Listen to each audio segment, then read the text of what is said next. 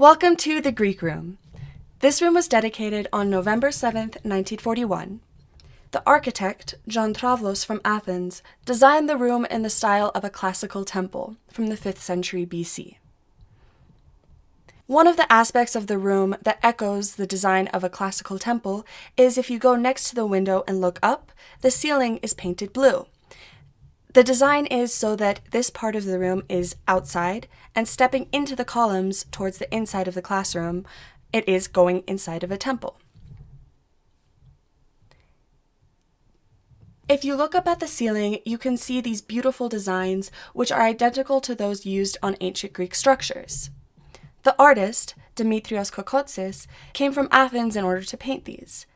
He used the technique of encaustic painting, which means that he mixed beeswax with earth-colored pigments in order to create these beautiful, vibrant colors. Mr. Kokotsis and his nephew worked on these decorations for 7 months and 7 days and painted them all freehand.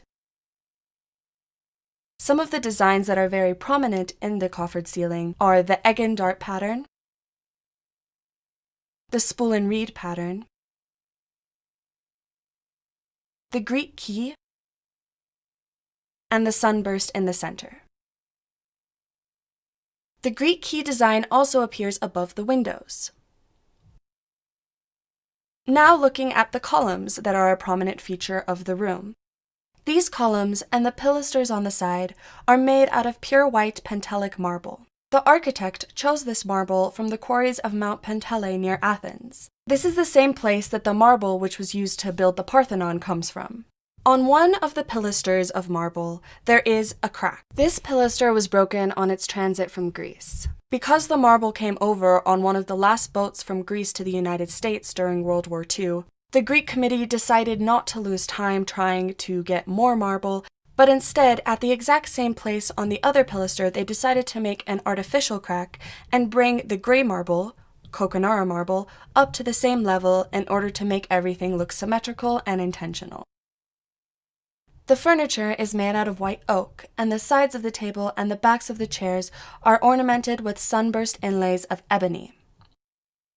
On the 3 chairs with white backing, which are the professor's chairs and the 2 guest chairs, there are the names of 3 ancient Greek philosophers, Plato, Aristotle, and Socrates. And on each of the student chairs and the bench are the names of a Greek city, island, or region, such as Crete, Sparta, Lesbos, or Samos. Looking at the blackboard, at the very top of it, there is a quote in ancient Greek, which is from Book 6 of the Iliad. The Iliad is one of the oldest pieces of literature that we have from the ancient world, and it is the oldest piece of literature that we have from ancient Greece. This quote translated says, "Strive always for nobility and to excel among men." And now moving on to Christmas traditions. December is the month of St. Nicholas, the patron saint of seamen in Greece. No Greek ship travels without his icon, and many churches, especially on islands and along the coast, are dedicated to him. St. Nicholas is more important as the great protector of the people than as a bringer of gifts for the children. The Christmas season in Greece is observed as a religious festival. Families attend church services on Christmas Eve, and at daybreak on Christmas morning, village children go from house to house singing the kalanda, or carols, with the boys beating out the rhythm on small metal triangles and tiny clay drums. The carols not only tell of the birth of the infant Jesus, but also include good wishes and praise for the family being serenaded. The 4-week Advent fast is broken by an elaborate feast on Christmas Day. Every housewife bakes a Christopsomo, a Christmas bread, which is decorated with elaborate frosted ornamentation, sometimes representing the family occupation. On Christmas in some regions, this loaf, with a pot of honey, is placed in the center of the table and surrounded by dried fruits, walnuts, hazelnuts, almonds, and sweets. The master of the house makes the sign of the cross over the loaf, wishing everyone Chronia Pola, and he cuts the bread and serves a slice to each member of the family. In rural areas, other rituals are performed to ensure good crops and to protect farm animals from evil.